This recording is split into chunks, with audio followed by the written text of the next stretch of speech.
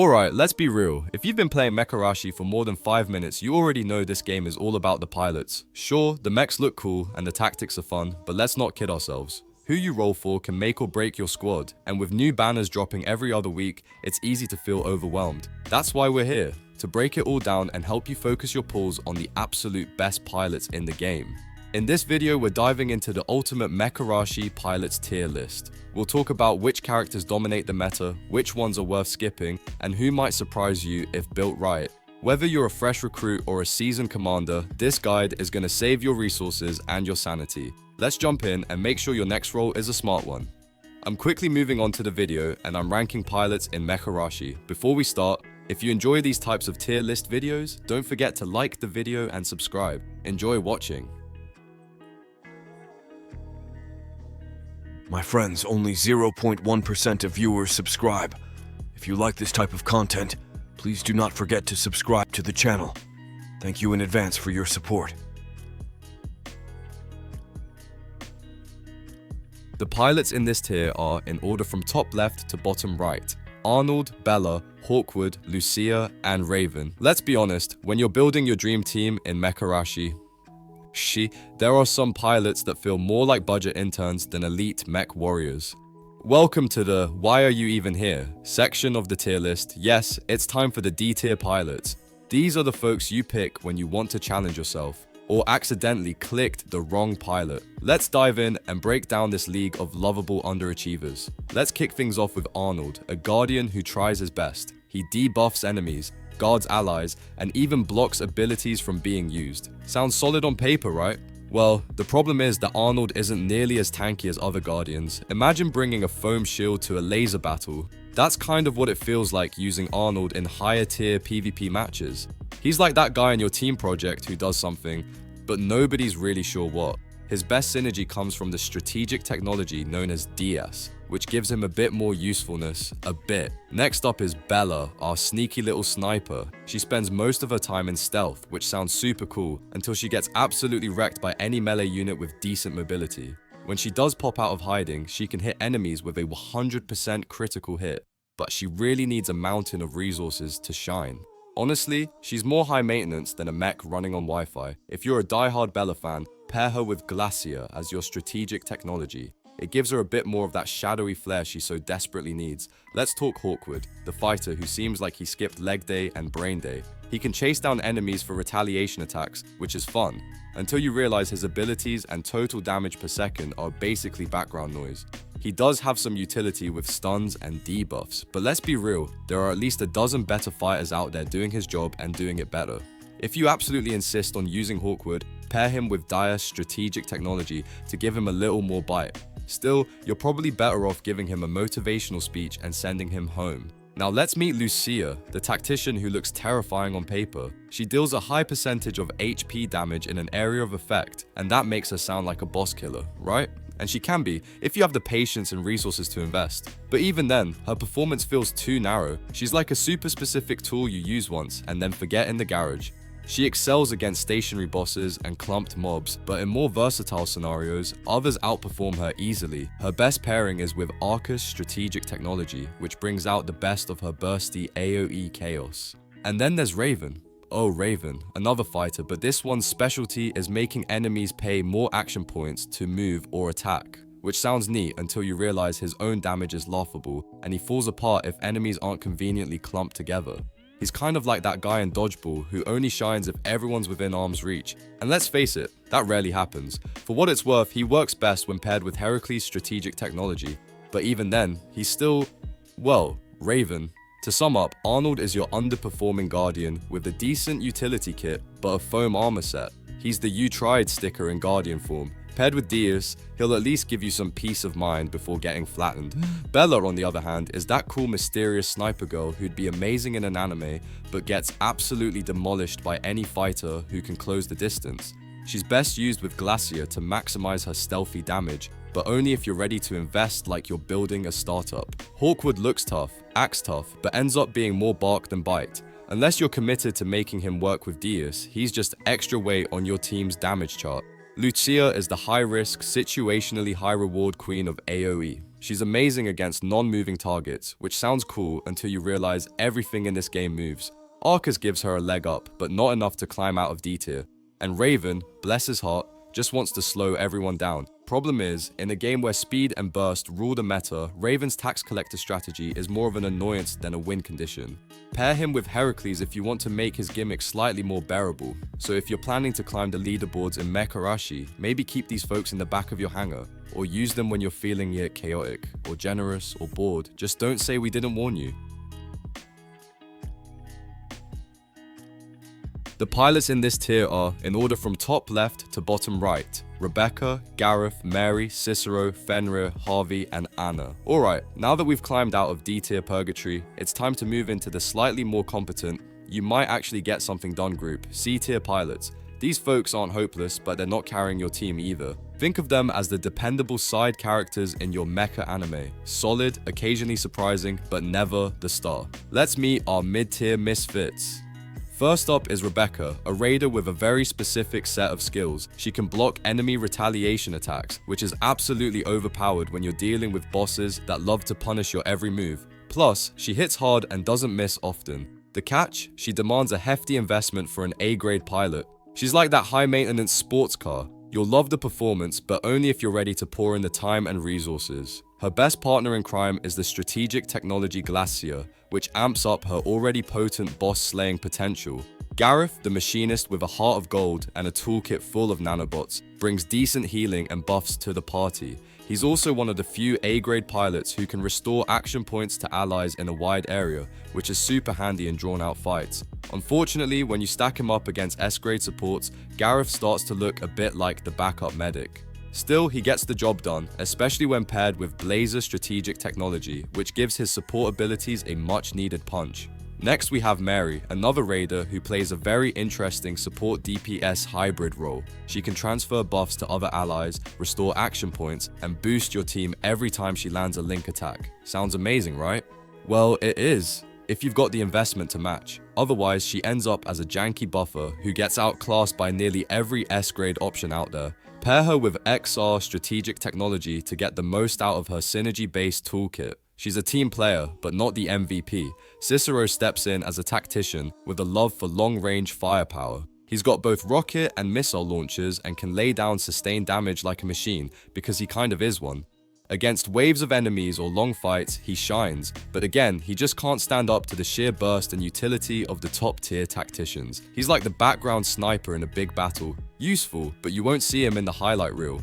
Match him with Arcus strategic technology for a bit more firework flair. Let's talk about Fenrir, the fighter who's all about shutting down enemy skills. He brings solid debuffs and can block enemy skill usage, which makes him fantastic against certain bosses. But when it comes to regular mobs or more mobile opponents, Fenrir falls short. He requires some serious investment to become reliable, and even then, his niche utility won't always pay off. For the best results, throw Glazier's strategic technology his way. It helps him lean harder into the boss control role.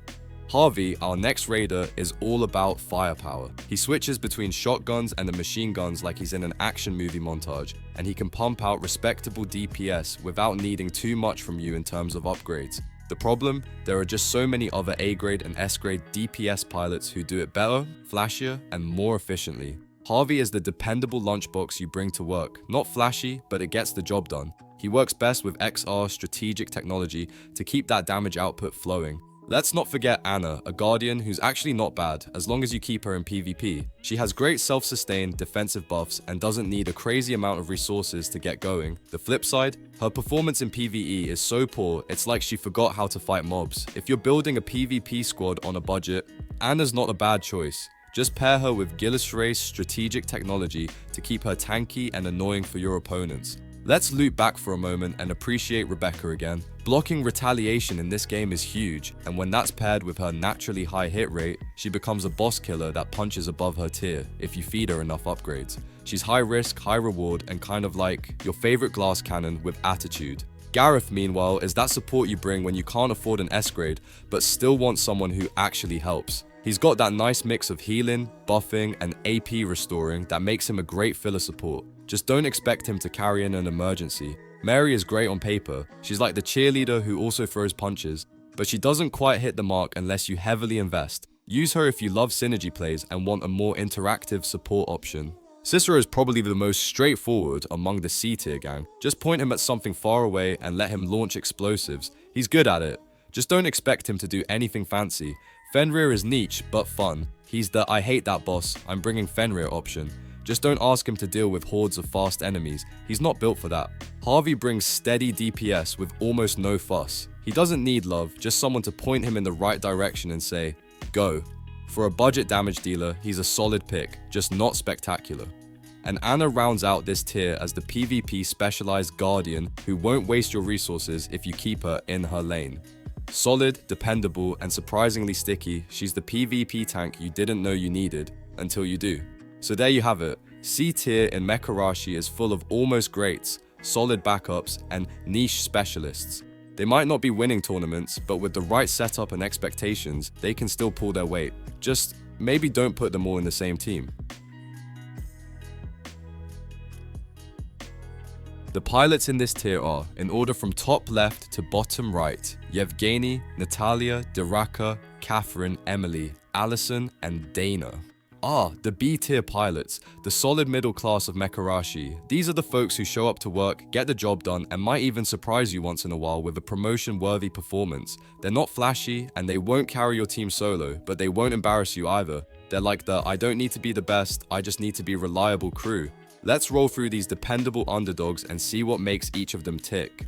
Let's start with Yevgeny, the guardian who just refuses to die. He doesn't need duplicates to function, which is a huge plus for your wallet. He's built like a tank, plays like a tank, and can actually deal decent damage through counterattacks. The catch? You'll still need to invest a lot to get him to that level. And in PvE, he can feel a bit redundant when high DP pilots are doing all the heavy lifting. Still, pair him with Dias strategic technology, and you've got a wall that punches back.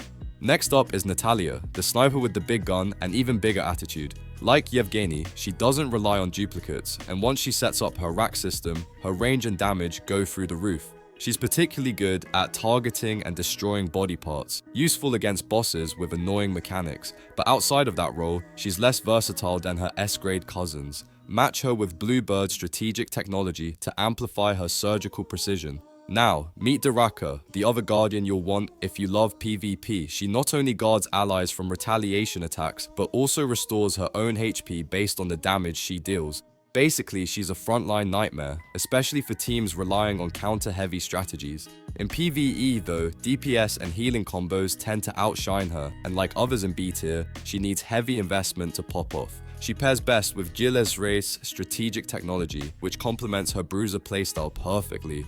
Moving on to Catherine, a fighter who takes self-sustain to a whole new level. She can retaliate even against ranged enemies and recover her own HP like she's got a built-in medic. But she has one problem, she needs to dive into the enemy's face to do her job. That's risky business unless you've geared her up properly. With hella strategic technology backing her, she becomes a melee menace with a taste for chaos. Now, let's talk about Emily, a raider who's all about teamwork. She buffs your team, debuffs the enemy, and her together. Skill triggers link attacks from everyone. Yes, everyone. It's like setting off a fireworks display of friendly violence. She also brings decent area of effect damage to the table, but once again, S-grade options just do it better, faster, and shinier. That said, pair her with Kong's strategic technology and you'll have a team buffer that feels like she belongs in a higher tier. Allison is another sniper in this tier, but her role is a bit more support focused. She buffs allies, debuffs enemies, and has the all-in skill that not only procs team-wide link attacks, but also has aiming. That makes her great for setting up massive burst combos, especially against bosses. However, all-in is one of her later unlocks, so don't expect greatness right out of the gate. Equip her with Glacier strategic technology and she becomes a tactical nightmare for enemies with weak spots. And then there's Dana, the part sniping specialist. She's like a laser surgeon, precise, efficient, and totally not here to make friends.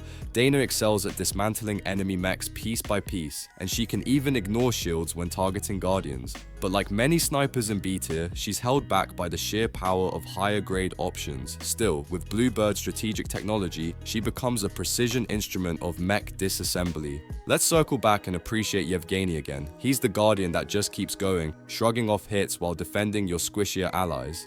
In PvE, he may be overshadowed by flashy DPS, but in PvP, he's the guy who soaks up everything and keeps the team alive. With Diaz, he's even more stubborn about leaving the battlefield. Natalia, on the other hand, is your go-to sharpshooter when you really need that boss arm or leg gone. She may not do it all, but what she does do, she does well, especially with Bluebird watching her 6. Duraka brings Guardian energy with a twist. She hits back, heals herself, and says no to retaliation mechanics. If you're looking to dominate PvP with a tank that bites, she's your girl. With Gillis Rays, she becomes even harder to take down. Catherine might not be everyone's first pick, but dive her into the enemy and she starts snowballing hard. With her mix of retaliation and self-sustain, plus hella boosting her survival game, she's the melee pick for players who love aggressive plays. Emily is all about synergy. She turns the battlefield into a synchronized dance of destruction with her together skill. And when you throw Kong into the mix, she's suddenly looking like an underrated MVP. Allison, meanwhile, feels like that one student who's super quiet all semester and then aces the final exam. Once all in is unlocked, she transforms from decent support to what just happened territory. Add Glacier and she starts punching way above her weight. And finally, Dana wraps up B tier as the sniper you pick when you need to take something apart methodically. She's not explosive, but she's clean, efficient, and surprisingly effective when used correctly with Bluebird support. So there you have it. The B tier pilots in Mecharashi are the dependable workhorses of the game. They won't turn heads on their own, but in the right hands and with the right strategic technology, they can definitely pull their weight. Consider them your sleeper picks, overlooked, underhyped, but totally worth your time.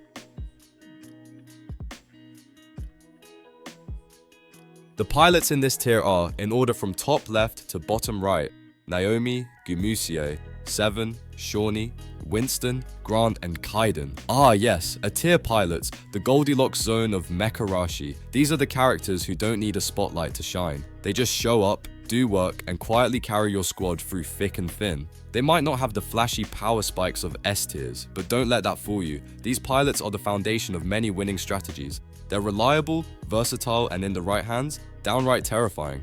Let's break down what makes each of these A-tier gems worth your time. We start strong with Naomi, a free tactician who's basically your rocket-wielding sniper queen. She doesn't need duplicates to perform and immediately establishes herself as the best ultra-long-range damage dealer in the game. She even gets more range from using a rack, which turns her into a human artillery turret. However, she does require a lot of bionic computer upgrades to really pop off. If you're willing to invest, she becomes a constant threat from the backline.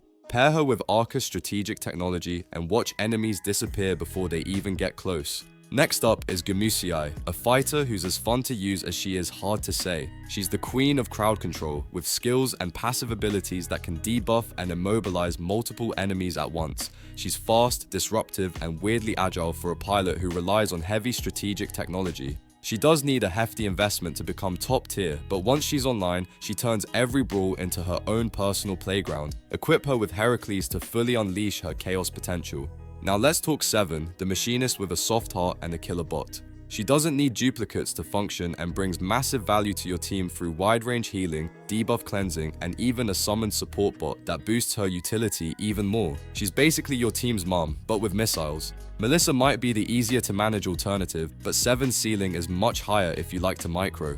With Blazer's strategic technology backing her up, she becomes an incredibly flexible support unit for PvE or PvP. Shawnee is a sniper that turns your battlefield into a railgun test site. She excels at consistent area of effect damage and doesn't need duplicates to be effective. Whether it's waves of mobs or mid-range fights, she's one of the best long-range DPS pilots in the game. Her one weakness? She's not great in 1v1 scenarios, but throw in Wolverine's strategic technology and she starts laying waste to clustered enemies like it's her day job. Now for Winston, the low-rarity sniper who punches way above his class. He specializes in debuffing enemies and dealing percentage-based HP damage, making him a sleeper MVP in boss fights. Sure, he's not ideal for handling mobs or big AoE fights, but give him a boss with a chunky health bar and he goes to town. Add Bluebird's strategic technology and he becomes the budget boss killer every team should consider early on.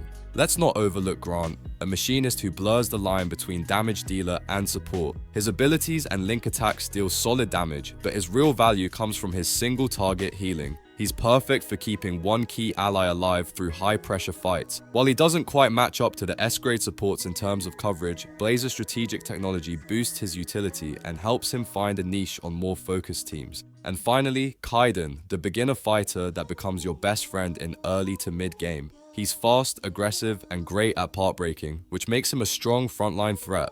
Eventually, sure, you'll replace him with something shinier, but don't underestimate how far this guy can carry you when you're just starting out. He pairs wonderfully with Twilight Fang, giving him that edge he needs to keep up with tougher content for longer than you'd expect. Let's give Naomi another round of applause. She's a gift from the game and a fantastic choice for players who want low effort setup with high range punishment.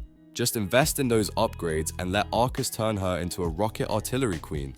Gumusier is that rare fighter who feels like a control mage trapped in a brawler's body. If you love disruption, she's your girl. With Heracles, she becomes even more slippery and dangerous. Seven, meanwhile, is just everything you want in a support with some robotic flair. You don't need duplicates, you get healing and cleanses, and with Blazer, she becomes a plug-and-play support. Doesn't disappoint. Shawnee is your AoE cleanup crew. When the enemies are grouped and you've got a line of sight, she does her thing and does it well. Just don't put her in a boss-only fight unless she's got backup. Winston, our boss specialist, is a great pick if you want that sweet percentage damage without relying on high rarity pilots. With Bluebird, he becomes deceptively dangerous. Grant may not scream flashy, but he brings calm, consistent utility to the table. His single target healing is perfect for keeping glass cannons alive. Blazer is the cherry on top of his support game. And Kaiden, he's like that scrappy shonen anime protagonist. He works hard, gets stronger with time, and while he won't make it to the final arc, you'll always remember how much he carried you when it mattered. Twilight Fang helps him stay relevant even as your roster improves. That's your A-tier squad, folks. Reliable, powerful, and just a few tweaks away from greatness. They may not be S-grade, but they've got heart, hustle, and just enough edge to be real threats in the hands of the right pilot, you. The pilots in this tier are, in order from top left to bottom right, Melissa, Frida, William, Hong, Marcus, and Nerosa. Welcome to the big leagues, S-tier pilots in Mecharashi. These are the absolute elite, the meta-defining monsters, and the you better pull for them if you know what's good for you kind of units. They don't just win fights, they rewrite how fights are played. Whether it's overwhelming heals, ridiculous DPS, or battlefield control, these pilots are the gold standard. Let's dive into what makes each of them so terrifyingly good.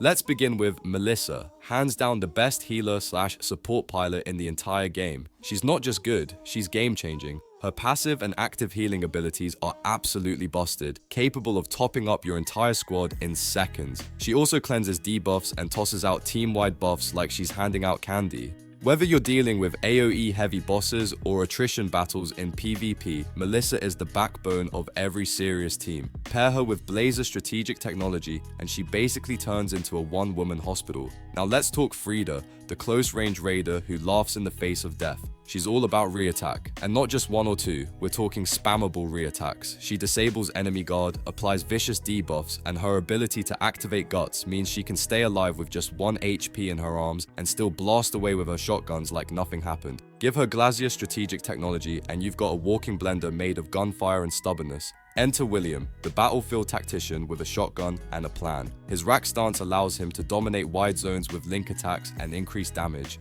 especially when there are multiple enemies in range. The more targets around him, the stronger he becomes, turning team fights into his personal mosh pit. With Kong's strategic technology, he becomes a crowd control machine that doesn't just take space, he owns it. And then there's Hong, the hypermobile fighter with a high skill ceiling and even higher damage potential. She doesn't need duplicates to shine and builds up a ton of critical rate and dodge from her passives. That means she hits hard and dodges like a ghost in the machine. While she does require heavy investment to truly go nuclear, once she's online, she can dart through the enemy and clean house with extreme re-attack frequency. Add Glazier's strategic technology and she becomes a blur of blades and broken enemies. Marcus brings surgical precision to the raider role. He specializes in locking onto already damaged parts and finishing the job with ruthless efficiency. He's got top-tier re-attack potential, excellent synergy with link attacks, and doesn't rely on duplicates. With Twilight Fang, Marcus becomes a mechanical assassin, clean, fast, and brutal. He's especially deadly against bosses with exposed weak points, so keep him in your rotation for high-stakes fights. Let's not forget Rosa, the railgun plus machine gun hybrid who plays the flexibility card like a champ. She's got powerful AoE for mob control and the raw single target damage to burn down priority threats. Best of all, she doesn't need duplicates and comes online with relatively low maintenance. Rosa's versatility makes her a fantastic plug-and-play option on almost any team. Pair her with XR strategic technology and you'll get consistent, high-impact results every match. Revisiting Melissa, it's hard to overstate just how valuable she is. She doesn't just support her team, she makes them invincible. Other supports can try, but Melissa is the bar. With Blazer, she's more than a healer, she's your win condition. Frida is your go-to when you want chaos, aggression, and a little bit of survivable insanity. She brings energy, pressure, and pure shotgun-powered destruction. In close-range fights, she's simply unmatched, especially with Glacier by her side. William owns the battlefield like a general in the trenches. With Kong, his area-based damage becomes overwhelming, and Link attack chains feel like dominoes falling in your favor. He's a zone controller with muscle. Hong is high risk, high reward, and incredibly fun to play. When she's fully upgraded and backed by Glacier, she becomes a PvP nightmare and a PvE speedrunner's dream. Watch her zip through enemies and never get hit back.